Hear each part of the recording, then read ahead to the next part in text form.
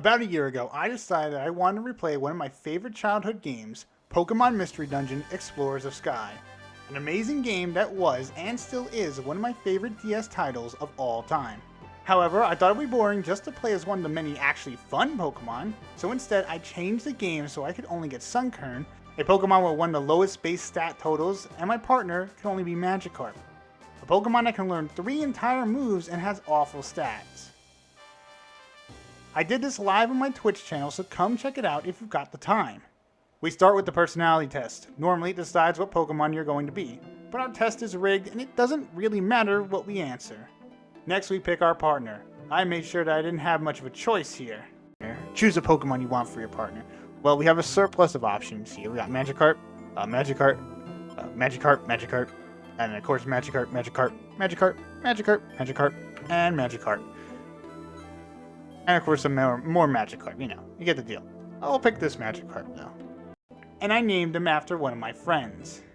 We start the game with an accident that ends up wiping out our memories, and Super being too cowardly to walk into a building. Super comes down to the beach to feel sorry for himself and finds us just kinda awkwardly staring at him. We introduce ourselves, and very quickly Super gets robbed by Coughing and Zubat, who taunt him to come take it back from them, and flee into a cave that ends up being a dead end. Not terribly smart of them. Super ends up begging us to help him and get his fancy rock back, and despite my adamant refusal, we don't really have a choice and are forced to help him. You need to help me. No. What, you won't help me? That thing really means everything to me. I can't get it back. I'm serious, please. Please help me get the treasure of mine back. I'll just save us some time. We have to say yes. Really? You'll really help? Thank you. Let's go quickly. Sending us into the very first dungeon of the game, Beach Cave. Beach Cave is only 4 floors and full of weak Pokemon, so it isn't long until we reach the end and face the first bosses of the game, Coughing and Zubat. Coughing and Zubat are kind of a joke. A Blast Seed takes out Coughing and we just wail on Zubat till he faints. The 2 poison types return the Relic Fragment and Super asks us to officially form an exploration team together. Since we have no memories or money, I say yes and we head to Wigglytuff's guild. At the guild, we meet obnoxious second-in-command Chatot and Guildmaster Wigglytuff and register our team with him. I give the team an appropriate name for 2 heavyweights like Sunkern and Magikarp. There's only one team name that we can be.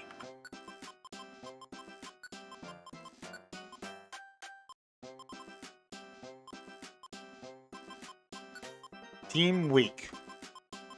We get to know the other guild members and learn that most of our money will be taken from us as so-called guild expenses. But at least we are officially an exploration team now. We do a few jobs to get our exploration rank up. Exploration rank allows us to store more items, which is critical to the playthrough success, lets us take higher quality quests, and at later ranks can unlock special dungeons.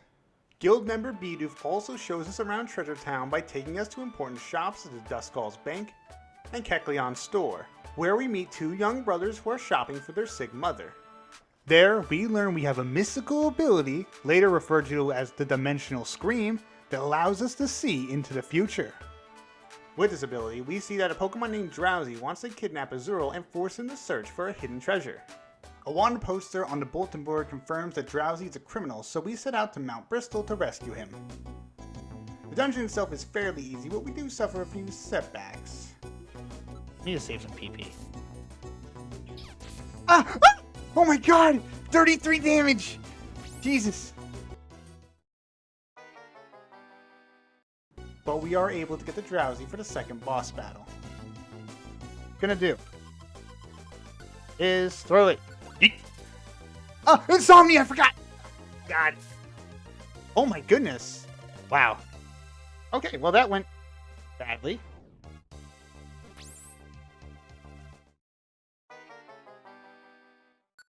Yeah, I kind of forgot about Drowsy's insomnia by trying to use a sleep seed on him, but Magikarp also just gets completely obliterated by a critical pound in the first round against Drowsy.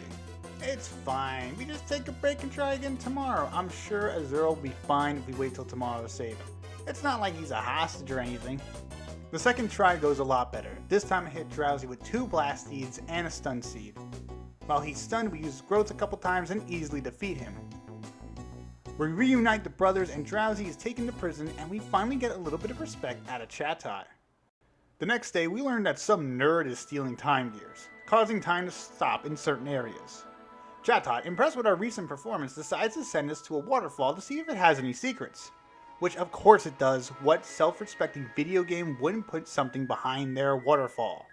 The dungeon is pretty easy thanks to all the water types in it, and at the end is a large crystal which is somehow actually a button that causes water to rush straight towards us and wash us all the way to a hot spring.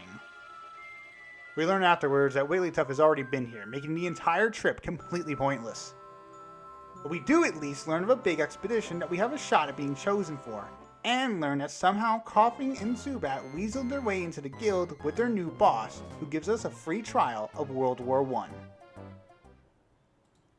After that happens, we learn that Spin the Cafe opens up. Spin can turn food items like gummies into drinks that can give additional benefits, like extra stat boosts.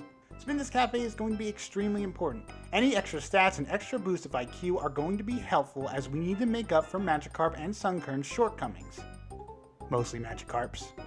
After a bunch of random jobs, we are assigned to go get some perfect apples from Apple Woods, which is pretty easy, but before we can collect our apples, Team Skull appears and proceeds to once again hit us with a Verdun special, and steals all the apples. They also just seem to forget about Zubat. What a valued member of the team he is. Going back to the guild empty-handed almost causes a calamity before Team Skull waltzes in with their illicitly gotten goods and calms down the guildmaster. We of course take full blame with zero chance to explain ourselves and go without dinner.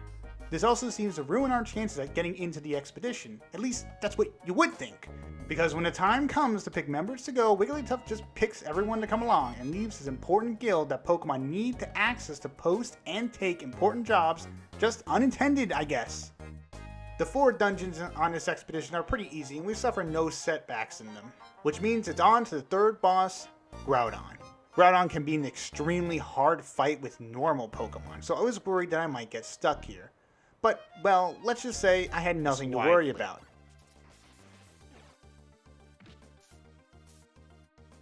On top of which, we're taking 3 damage from counterattack, which is just so fun. I love random dumb mechanics like that.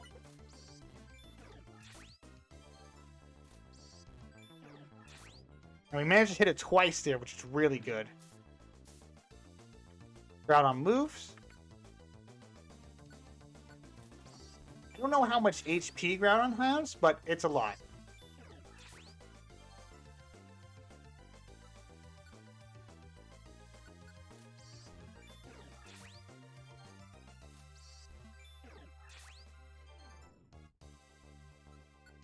Groudon's not doing anything. This is great.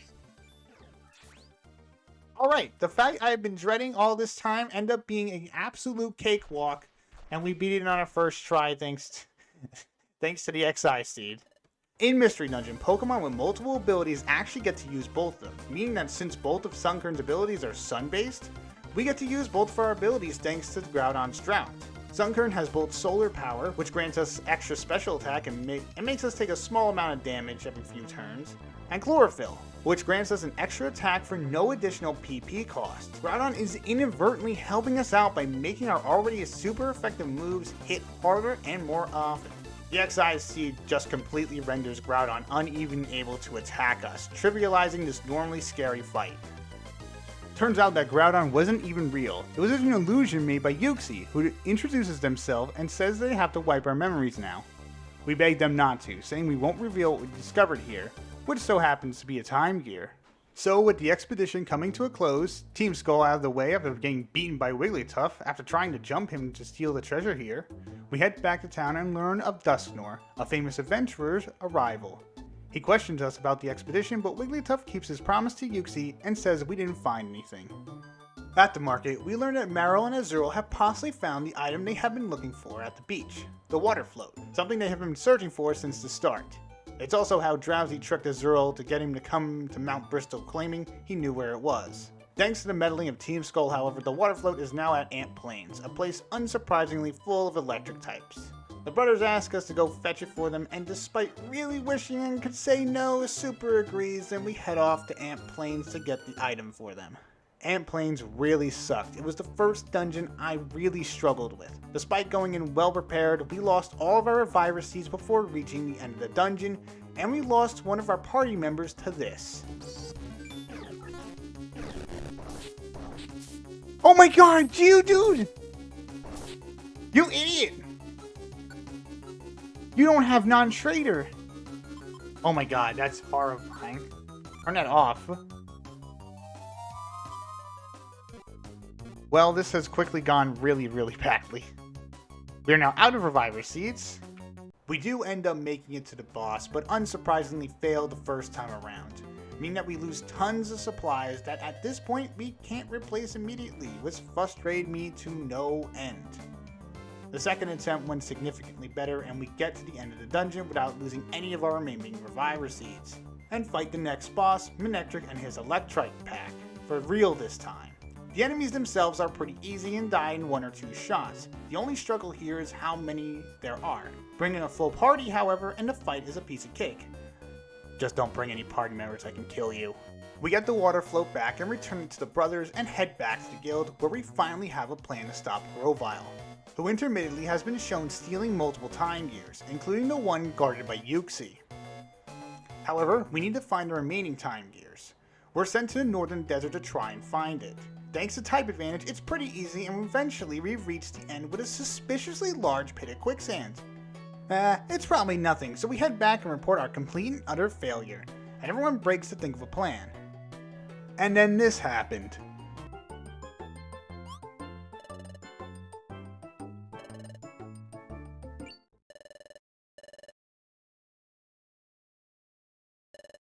That's right. Oh my god. Holy. Oh my god. Oh yeah. I like how our teammates were completely blasted away.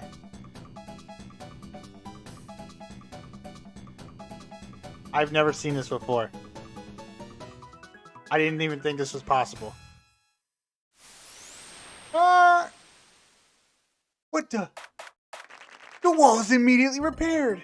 I had to make this image because this is literally the first thing that came to my mind when this happened. Magikarp eventually realizes that the large quicksand pit leads to a time gear, something that everyone else realized 10 minutes ago. Thankfully, it doesn't make us replay the first dungeon when we decide to jump right through and hope we survive. Quicksand pit is also extremely easy when we breeze past it to the next boss, Mispirit. Much earlier, we acquired the move Grass Whistle, which is a move that can put other Pokemon to sleep. Unsurprisingly, this is extremely effective in boss fights, as most bosses are not immune to being put to sleep, at least not yet. It's a simple task, just put Mispirit to sleep and just wail on them. We beat them with them barely being able to hit us, which will become a reoccurring theme going forward. Despite our efforts, Grovyle steals time gear anyway. I really wish all these Pokemon didn't immediately attack us over a misunderstanding, but they do, and Mispirit got robbed because of it. Back at the guild, we inform them of another complete and utter failure, and learn that there's one more Lake Guardian, a Zelf. A Zelf is guarding the last time gear, so we need to get to them before Grovyle does. Heading to Crystal Cave next, we breeze for the dungeon, solve an incredibly difficult puzzle, and find a Zelf having already lost the battle to Grovyle. A Zelf has one final trick, however, and blocks up the lake, and we're forced to face the next boss, Grovyle. Thanks to a combo of Sleep Seed and the OP Grass Whistle, we don't even take any damage from Grovyle and beat him easily. Grovyle manages to escape sadly, so we once again head back to the guild to inform them of yet another failure. Dusknoir quickly devises a plan to catch Grovyle. He also drops the bomb that both he and Grovyle are from the future, a place where time has stopped completely. All we can do is wait to see if Dusknoir's plan works out. In the meantime, I've been going to Spinda's Cafe to boost my IQ with Flintstone gummies. When your IQ is high enough, you can gain new IQ abilities. These new abilities are extremely useful, ranging from giving us more PP to use, to preventing us from being put to sleep, to even warning us of monster houses. There are a lot of these abilities, and it's good to try and get as many as you can in your playthrough. It's not long until we hear the good news. Grovyle has been captured, and both him and Dusknoir are heading back to the future.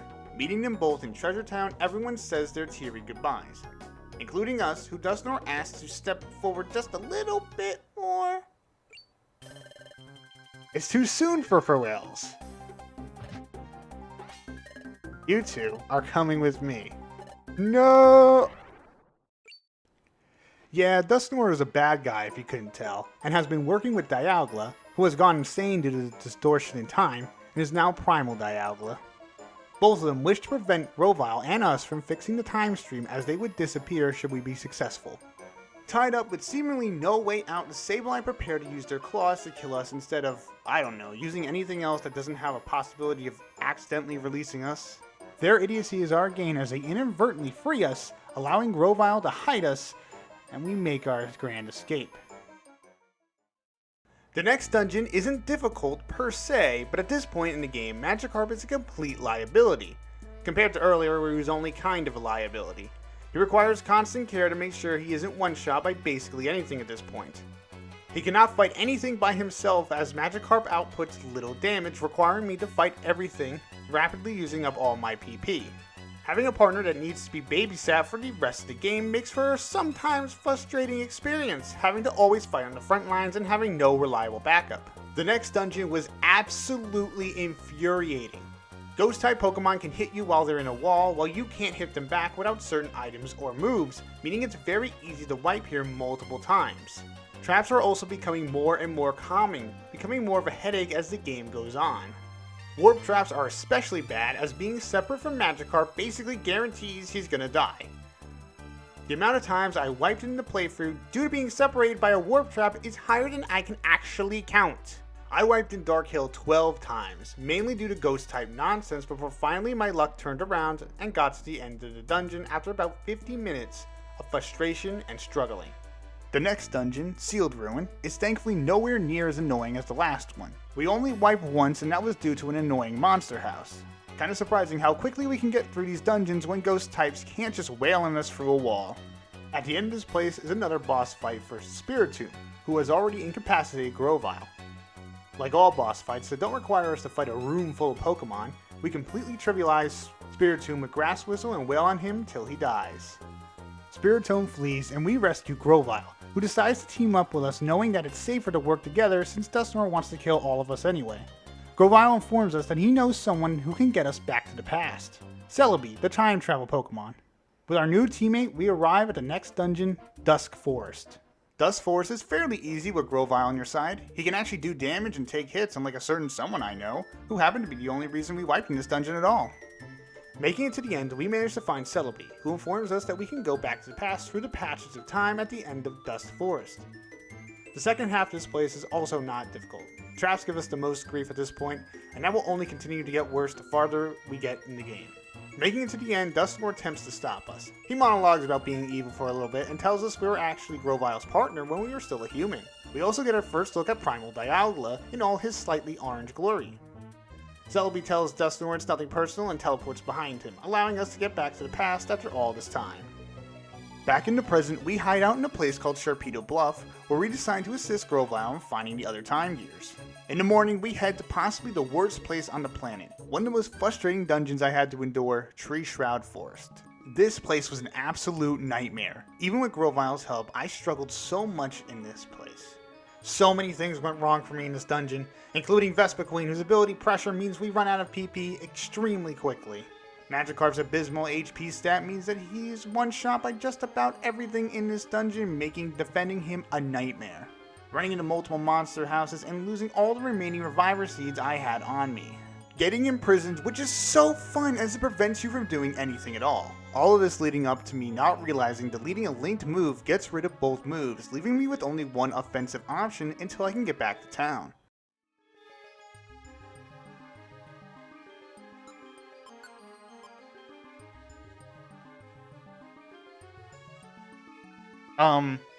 Okay, so when you delete a linked move, it gets rid of both of them. I didn't know that, so that kind of sucks. This made Vespiquen even worse, since we would run out of offensive options after just a couple fights with them. But hey, at least I had Sunny Day now, possibly the best move I could learn since both of my abilities are sun-based. It took 1 hour and 20 minutes to get out of that hellscape, wiping 9 times. But I did eventually get out. Thankfully, one good run is all it takes to complete a dungeon, and we make it to another time gear. Back at base, Grovyle informs us that the planet is rapidly becoming paralyzed, and we need to find a place called the Hidden Land. That's where Dialga resides, and where we need to place the time gears at. We make a plan. Grovile will collect the remaining time gears and Super and I will find the location of the Hidden Land. Finding a place called the Hidden Land with no information on it on a time crunch sounds simple. The only clue is that it's possibly across the sea. If only we had some sort of fish Pokemon who could easily cross the sea with his fins. Instead, we finally head back to the guild to get to the assistance of the Pokemon there. After a bit of explaining that Dusknoir is actually evil and Chatot not believing us till he's peer pressured into doing so, the Pokemon agree to help us search for the Hidden Land. Our first stop is to talk to Torkoal, as he may know something being that he's, 1,000 years old I guess. We speak to him and he informs us that only someone with the correct qualifications can enter the Hidden Land, but doesn't remember what those qualifications are. 10 years of experience and 6 master degrees and maybe you can get into Temporal Tower if you've got a good cover letter. Torkoal promises to inform us if he remembers, which so happens to be the very next day when he tells us you need an item with a certain pattern on it, which just so happens to be the pattern on the rock that Super has been carrying the entire time. Chatot and Wigglytuff then drop a bombshell. They've seen this pattern before at Brine Cave. They also remember getting ambushed by bandits there. Everyone decides to take a trip to Brine Cave, with Chatot unfortunately tagging along with us. Brine Cave is extremely easy. Our type advantage against most of the Pokemon means we don't have too much to worry about here. We get to the halfway point and discover that Team Skull followed us here to interfere with us. They move ahead and piss off Chatot so badly that he starts chasing after them by himself. After the second half of the dungeon, we find Team Skull, who got whacked by the bandits. Skuntank tells us that Chatot went ahead to find the bandits, and we chase after him, finding him in the boss room where he saves us from being ambushed from the ceiling. Starting the next boss fight versus 2 Amistar and a Kabutops. The fight itself should be pretty easy. Should be, at least. Magikarp has such a low HP stat, however. Despite being 5 levels ahead of Sunkern, he has only about half the health. We wiped this easy boss twice before I realized I should just set him to run away rather than to fight. I beat them on the first try by myself. Reaching the end, we find the same pattern that's on the relic fragment, and off in the horizon we see something friend-shaped. Lapras. Lapras is the guide to the Hidden Land and is more than happy to take us there. Arriving at the Hidden Land, we are approaching the end, just a few more dungeons to go. We burn through the first dungeon and come to the old ruins and get ambushed by Dusknoir, who is waiting for us here the whole time. For whatever reason, he wants to take us back to the future instead of, killing us right here. Dragging us to the portal, we decide to make one last play and try to defeat him.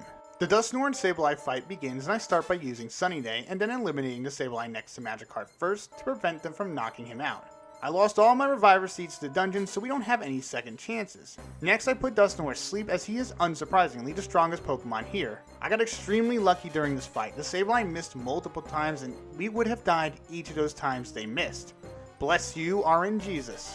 After I deal with the Sableye, I set Magikarp to flee so nothing can bother him. It sucks that the best thing Magikarp can do is simply flee from the boss. Once all the Sableye are gone, it's a simple task to wail on Dusknoir until he dies. Despite winning the fight, Dusknoir decides that he's just gonna try and kill us. Grovile sacrifices himself by pushing Dusknoir and himself into the portal. Maybe Dusknoir should have just killed us when he had the chance instead of gloating and trying to take us to the future where he was just gonna kill us anyway. We take a floating rock to the next and final dungeon, Temporal Tower. Taking out the last remaining Reviver Seeds, we boldly step into Temporal Tower. Just take a quick minute to vibe out to the best dungeon music in the game.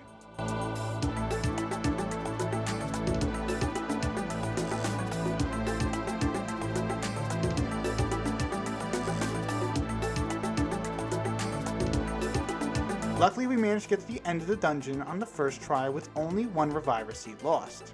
After all this time, the boss has been waiting for and dreading the final boss, Primal Dialga. Dialga has multiple facets that make him a nightmare to fight. First, Dialga's IQ stat Intimidator is extremely unfair as it stops us from attacking him while he can still attack us without consequence. Dialga also has a Roar Time, allowing him to hit the full room for massive damage at the cost of needing to recharge the next turn. His typing means that he resists all of our attacks, adding another annoying part to this already hard fight.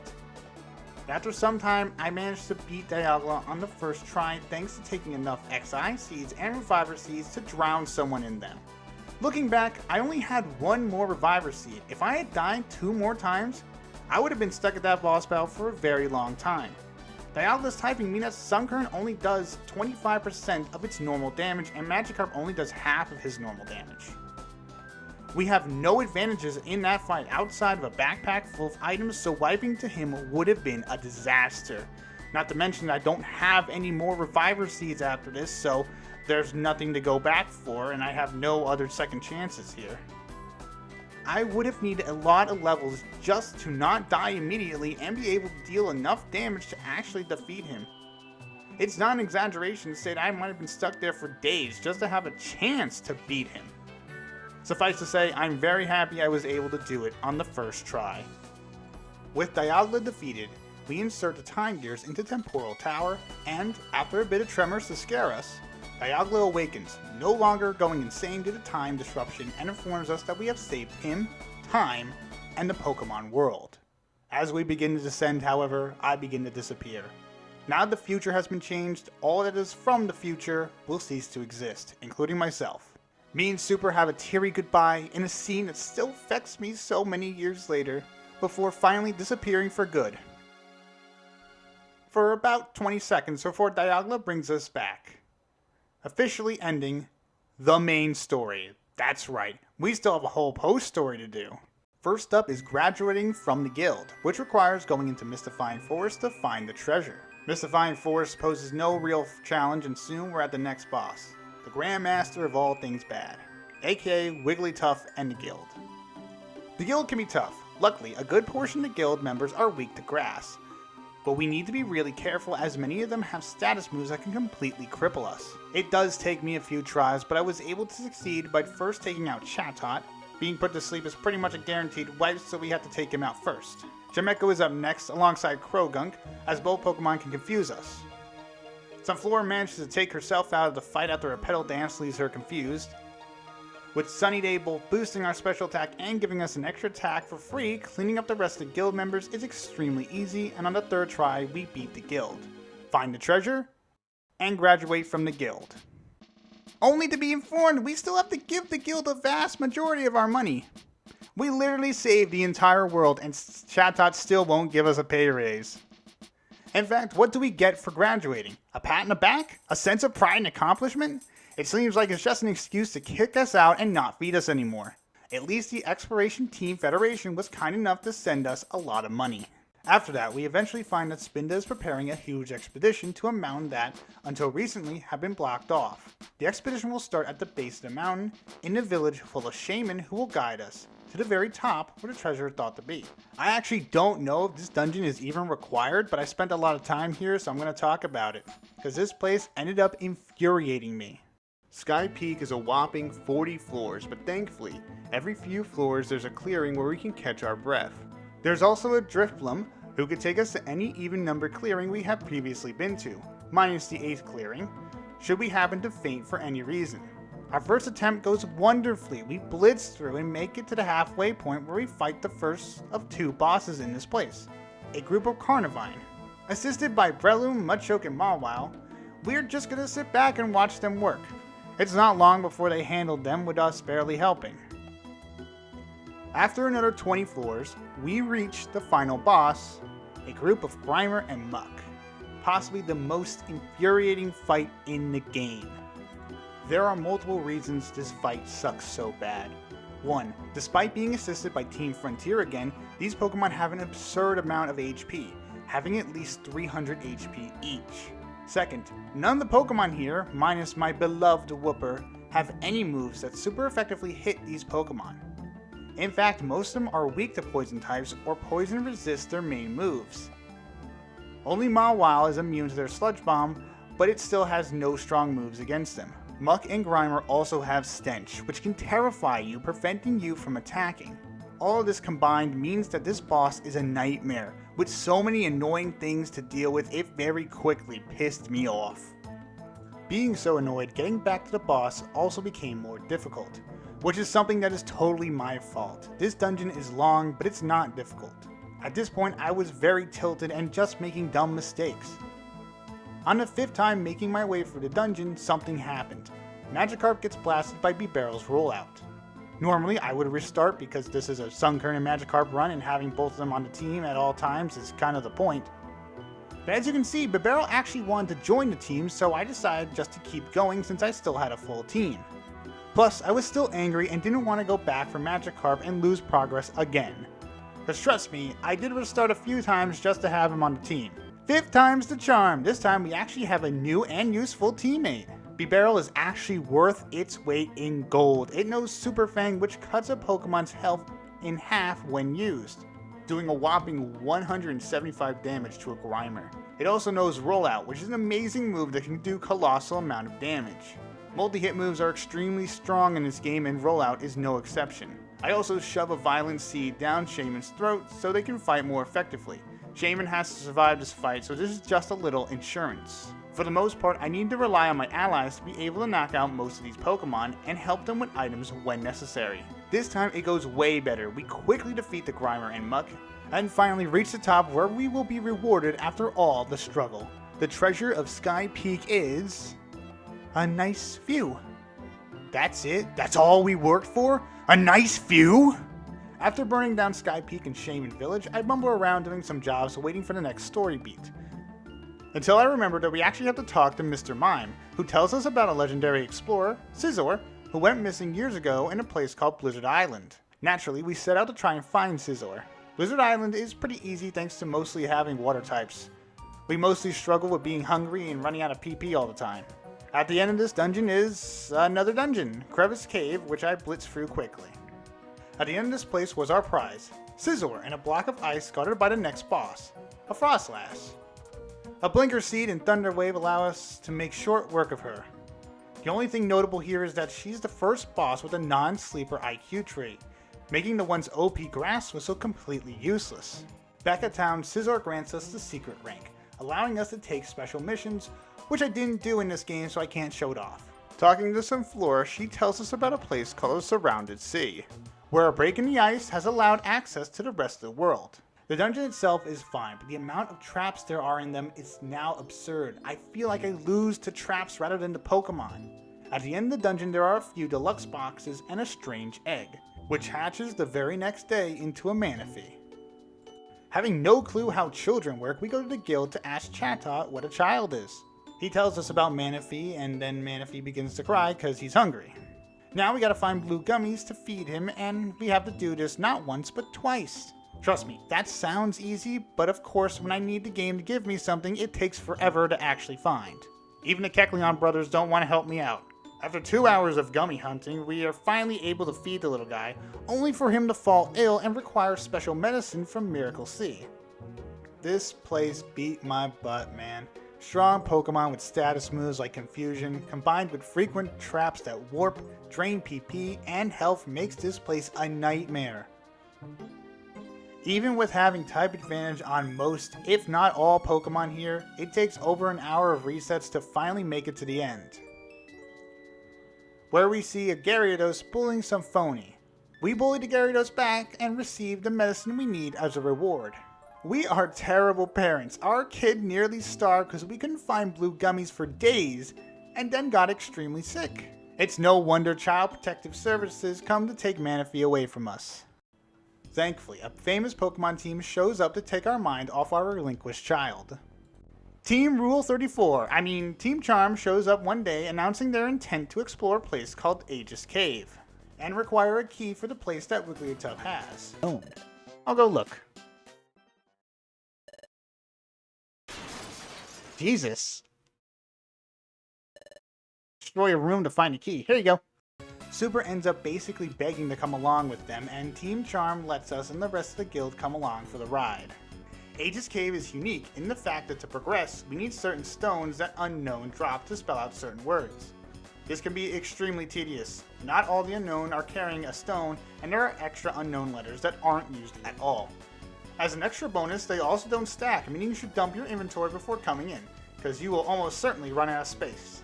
You have to do this 3 times, and each time the way will open up to a boss. The OG Legendary Titans, Regirock, Regice, and Registeel. Each boss plays out the same here for me, put them to sleep, and then beat them up. Same strat each time till we're at the end of the cave and fight the big man himself, Regigigas and his swarm of minions.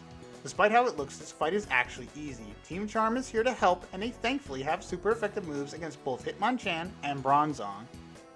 Plus, the minions only have roughly 100 HP, meaning that thanks to Sunny Day boosting our power, we can kill one each turn. Regigigas also starts slow thanks to the absolutely wonderful slow start. I also tell Magikarp just to run away because, yeah, he's useless. Honestly, it's so easy to take out the minions and to take out Regigigas that I didn't take any damage at all. A red rock spawns, we touch it, Regigigas gets up and punches the ground, revealing a new dungeon, Concealed Ruins. We don't actually need to go there, however, so we don't.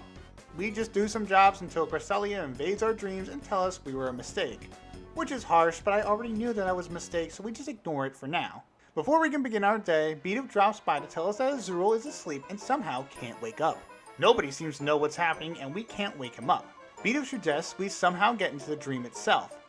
Chatot backs him up, saying that Drowsy is capable of entering dreams. Magnemite informs us that Drowsy was released. Apparently kidnapping a child doesn't warrant much jail time in the Poke world. He's at the top of Mount Treval, so we go there, make a trail of destruction and Pokemon corpses, and soon we're at the top. Drowsy feels bad about kidnapping Azurill, so he agrees to help as penance. Back at the guild, Drowsy teleports us into Azurill's dream. The dream dungeon is easy, but I'm questioning how we were able to keep the items we got here if it's just a nightmare. At the end of the dungeon, we find Cresselia, who literally tells us to kill ourselves and then leaves. Back outside, we tell the guild about what happened. Everyone is going to fall asleep forever due to a distortion in the fabric of space, conveniently leaving out the part about us causing said distortion. The next day, Super gets the idea of asking Lapras about the distortion to see what he knows. Lapras tells us that Palkia controls space and lives at a place called Spatial Rift. He sadly doesn't know where it is, so we're still at square one in trying to solve the problem. That is, until Palkia himself shows up to kill us. For whatever stupid reason, he drags us to Spatial Rift instead of just killing us right here. What's with people and feeling the need to drag us somewhere before killing us? Just kill your target right away. That's how I do it. Palkia whines for a bit about distorting space without his permission. I guess breaking space is fine as long as Palkia says you can. And then we fall, from the top all the way down to the bottom of Spatial Rift. Now the only thing to do is get back to the top, beat Palkia, and force him to let us go. Which would be a lot easier if Palkia didn't kidnap me before I had the chance to stock up on Reviver Seeds.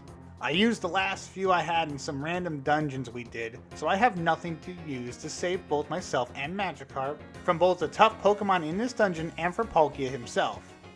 There's a plethora of Pokemon that outright resist both me and Magikarp, but the absolute worst was Charizard. 4 times resistance alongside powerful fire moves that become even stronger when I use Sunny Day. But I can't just not use Sunny Day, otherwise we risk dying to the plethora of Pokemon who survive multiple hits without it. What has been my most helpful move by far has suddenly become a double-edged sword that got me killed multiple times. Even without Sunny Day, Charizard can still almost one-shot me. I managed to get to the halfway point with only a couple of deaths, but after this I pretty much get stonewalled for almost an hour just trying to get the Palkia. At this point, I'm extremely worried that I might legitimately get stuck here.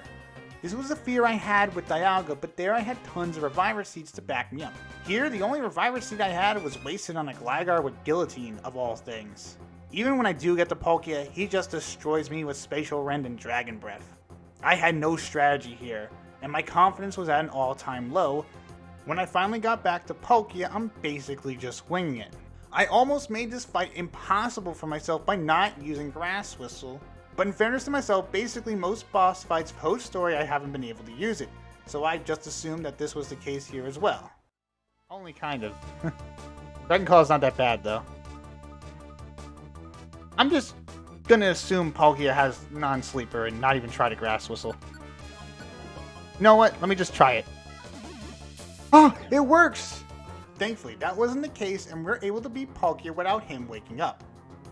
After the fight, Cresselia appears to try and take us out herself, but things get weird when another Cresselia appears and reveals the first one to be an imposter. Darkrai admits he's been behind everything that's happened, from the collapse of time to Azurill's nightmare. He then says to come face him in Dark Crater and disappears. Back at town, Cresselia tells us that Darkrai is likely planning something at Dark Crater and to be ready to face him. She also decides to join us in hunting down Darkrai. This is it, the final dungeon. I spent over an hour gathering Reviver Seeds and other supplies for the final boss.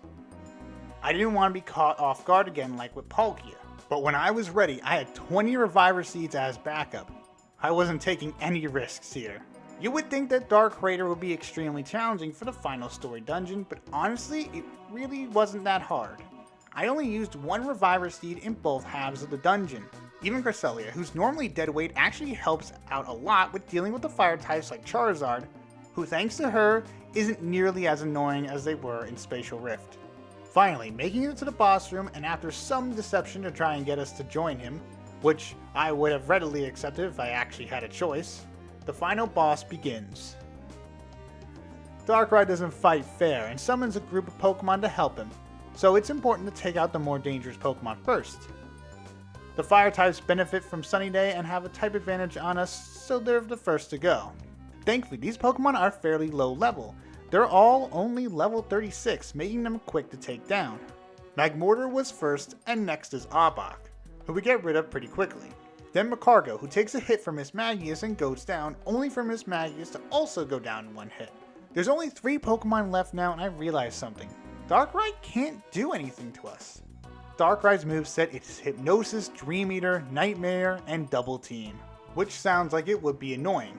And it would be, if both me and Magikarp didn't have the non-sleeper IQ trait. Throughout the game, we have been constantly going to Spin the Cafe to improve the gummies we find, and it eventually gave us the trait, making Darkrai, the bane of this fight, a complete and utter joke, who can only hurt us with his basic attack. With that in mind, the rest of the fight is a piece of cake. We take out the last 2 Pokemon, and it's just a matter of time till we beat Darkrai and win the game. Darkrai does try to escape, but Palkia attacks him while teleporting and destroys his memories, just like he did with us. With Darkrai's defeat, the credits finally roll with the challenge complete, and honestly, it wasn't as hard as I initially thought it was going to be. I figured I would really struggle with this since Sunkern and Magikarp's stats are so abysmal, but you can make up for this fact by spamming gummies. The maximum number you can get in any stat is 999, so with enough time and gummies, you can make any Pokemon strong. Having a lot of items was also critical, as it easily made up for a lot of our Pokemon's shortcomings. These items don't exist in the mainline Pokemon games, where a challenge like this would be much harder. Overall, it only took me about 41 hours to beat the game, which is a similar amount of time if you were to play the game yourself without any augmentation, and the things that really gave me a lot of trouble are things that give everyone who plays the game trouble. Traps, certain bosses, so my experience really wasn't that different from a normal playthrough, except for maybe having a useless partner. Overall, this was a fun experience, and it gave me the chance to replay one of my favorite DS games. Thanks for watching, and I'll see you next time.